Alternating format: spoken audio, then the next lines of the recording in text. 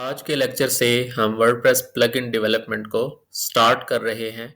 अभी मैंने एक वेबसाइट अपने लोकल होस्ट पे टेस्टिंग के लिए डेवलप की है। इसका नेम है माई वेबसाइट और इसको मैंने लॉगिन करके इसके डैशबोर्ड पे मैं इस वक्त प्लगइन्स की टैब इस वक्त मेरे पास ओपन है। आप देख सकते हैं अभी फ़िलहाल मैंने सारे प्लगइन्स को डिलीट किया हुआ है और अभी मेरी वेबसाइट के अंदर कोई भी प्लगइन अवेलेबल नहीं है।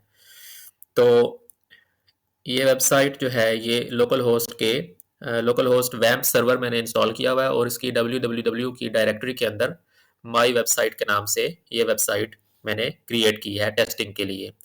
तो डेवलपमेंट स्टार्ट करने से पहले आपके पास एक वर्डप्रेस की वेबसाइट इंस्टॉल्ड होनी चाहिए ताकि आप उसको इस्तेमाल करके अपने नए प्लगइन को टेस्ट कर सकें। और इस वेबसाइट के कोड को मैंने विजुअल स्टूडियो कोड के अंदर ओपन किया हुआ है। ये फोल्डर मेरे पास ओपन है। तो अब हम वर्डप्रेस प्लगइन की डेवलपमेंट स्टार्ट करते हैं। अगर हम वर्डप्रेस की जो ऑफिशियल डॉक्यूमेंटेशन है इसको रेफर करें तो प्लगइन बेसिक्स के लिंक पे अगर आप जाएं तो यहाँ पे गेटिंग स्टार्टेड का एक आर्टिकल है। अगर आप इसको स्टेप बाय स्टेप फॉलो करें तो सबसे पहले उसने ये स्टेप मेंशन किया है कि navigate to the WordPress installations wp-content directory. सबसे पहले हम wp-content डायरेक्टरी के अंदर जाएंगे और फिर ओपन दी प्लगइन्स डायरेक्टरी। wp-content फोल्डर के अंदर एक प्लगइन्स का फोल्डर अवेलेबल है। फिर वो कह रहा है create a new directory and name it after the plugin. फिर वो कहता है कि इस प्लगइन्स के फोल्डर के अंदर अपना एक फोल्डर क्रिएट करें और उसको वो नेम दें जो भी आपके प्लगइन का नेम है। तो फिर उसके बाद हम ओपन दी न्यू प्लगइन्स डायरेक्टरी, जो आपने प्लगइन डैश नेम के नाम से जो भी आपने फोल्डर क्रिएट किया है उसको ओपन करें और फिर create a new PHP file. It is also good to name this file after your plugin e.g. plugin dash name dot php। फिर वो कहता है कि आपने जो फोल्डर क्रिएट किया है उस फोल्डर के अंदर आप एक नई फाइल क्रिएट करें और उसको वही नेम दें जो आपके प्लगइन का नेम है। तो इन सारे स्टेप्स को हम अब करके देखते हैं। तो हम विजुअल स्टूडियो कोड के अंदर जाएंगे। सबसे पहले हम wp-content के फोल्डर के अंदर जाएंगे। इसको अगर आप ओपन करें तो आप देखें यहाँ पे प्लगइन्स का फोल्डर है। इस प्लगइन्स के फोल्डर को अगर आप ओपन करें तो फिलहाल हमारे पास कोई प्लगइन अवेलेबल नहीं है। यहाँ पे हम अपने प्लगइन के लिए एक फोल्डर क्रिएट करेंगे। तो इस पे अगर आप राइट क्लिक करें प्लगइन्स के फोल्डर पे और यहाँ पे आप न्यू फोल्डर पे क्लिक करें तो अब हम अपने प्लगइन के लिए कोई भी नेम अपने फोल्डर को देंगे। है for example my dash plugin. आप कोई भी इसका नेम रख सकते हैं। फिर आप एंटर कर दें। अब हमने इस फोल्डर के अंदर एक न्यू फाइल क्रिएट करनी है और उसका भी वही नेम रखना है जो हमारे प्लगइन का नेम है। तो हम इस पे राइट क्लिक करेंगे और फिर न्यू फाइल क्लिक करेंगे और हम एक फाइल क्रिएट करेंगे और उसका नेम रखते हैं माई डैश प्लगइन डॉट php। ये php फाइल होगी और ये आपके प्लगइन की मेन फाइल है। इस पे एंटर कर दें। अब ये स्टेप्स कंप्लीट करने के बाद अगर आप डॉक्यूमेंटेशन की तरफ दोबारा आएँ और हेडर रिक्वायरमेंट्स की लिंक पे अगर आप क्लिक करें तो अब हमने अपनी उस फाइल के अंदर कुछ हेडर इन्फॉर्मेशन ऐड करनी है। हेडर इन्फॉर्मेशन हम इसलिए ऐड करते हैं ताकि वर्डप्रेस को पता चले कि हमारे प्लगइन्स की जो प्रॉपर्टीज़ हैं वो कौन कौन सी हैं। तो जैसा कि आप यहाँ पे देख सकते हैं एट मिनिमम हमें ये एक फील्ड जो है ये लाजमी अपने प्लगइन के हेडर के अंदर ऐड करनी होती है।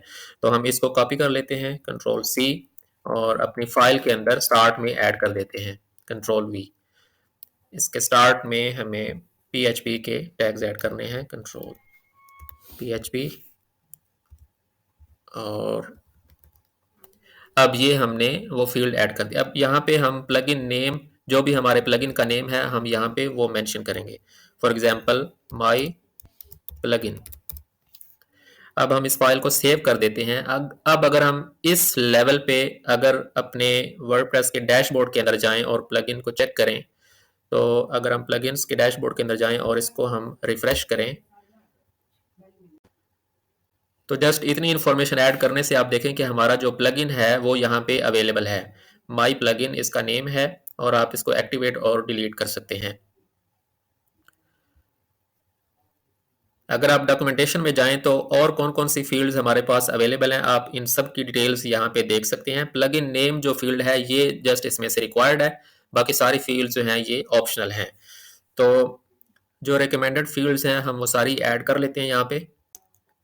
आप इन फील्ड्स को कॉपी कर लें और इसको हम पेस्ट कर देते हैं, बल्कि प्लगइन नेम हमने ऑलरेडी ऐड कर दिया है, तो जस्ट हम प्लगइन URI से स्टार्ट करेंगे, कंट्रोल C, और इसको अपनी फाइल के अंदर प्लगइन नेम के बाद ऐड कर दें। यहाँ पे ये स्टैटिक डबल ऐड हो गया, इसको हम रिमूव कर देते हैं।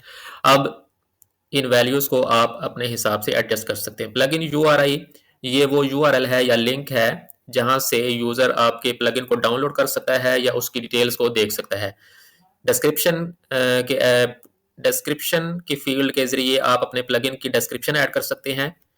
कुछ भी आप लिख सकते हैं यहाँ पे। वर्जन की फील्ड के थ्रू आप अपने प्लगइन का वर्जन बता सकते हैं। फॉर एग्जांपल ये हमारे प्लगइन का फर्स्ट वर्जन है, तो हम इस यहाँ पे लिख देंगे 1.0.0। फिर रिक्वायर्स एट लीस्ट के एट्रीब्यूट के थ्रू आप बताते हैं कि ये जो हमारा प्लगइन है इसके लिए आपके वर्डप्रेस का वर्जन कम से कम कौन सा होना चाहिए। इसी तरह रिक्वायर्स PHP फील्ड के थ्रू आप बताते हैं कि आपके प्लगइन को रन करने के लिए PHP का कम से कम कौन सा वर्जन आपके सर्वर पे इंस्टॉल्ड होना चाहिए, यूज़र के सर्वर पे इंस्टॉल्ड होना चाहिए। ऑथर के फील्ड के थ्रू आप बताते हैं कि इस प्लगइन का ऑथर कौन है। ऑथर URI फील्ड के थ्रू आप बताते हैं कि आपके ऑथर का पोर्टफोलियो, उसका आप लिंक यहाँ पे दे सकते हैं। इसी तरह लाइसेंस, आपके प्लगइन का लाइसेंस कौन कौन सा है, तो जनरली जो वर्डप्रेस के प्लगइन्स हैं उनका यही लाइसेंस होता है। आप इसको एज इट इज़ रहने दें, license URI as it is रहने देंगे।